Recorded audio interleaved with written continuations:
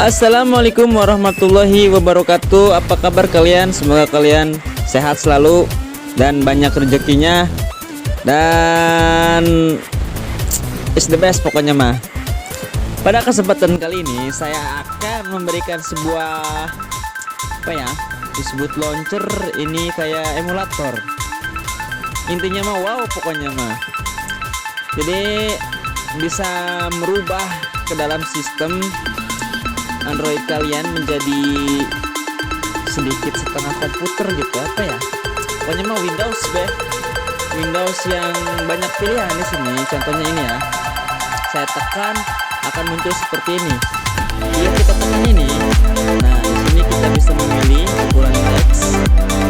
Kita akan pilih sebuah horizontal maupun vertikal ya, dimiringkan gitu. Nanti kita refresh, hanya membawa komputer. Jadi kita klik ini. Kelebihannya ini di sini kita bisa memilih temanya itu Windows 10 atau Vista Style, Windows XP ya, Windows 7.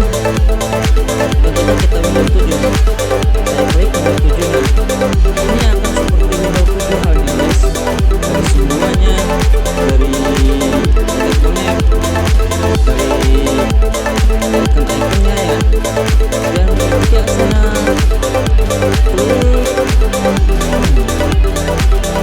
klik Android Style, dan ini masih begini guys.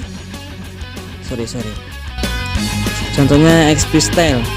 Nah, ini adalah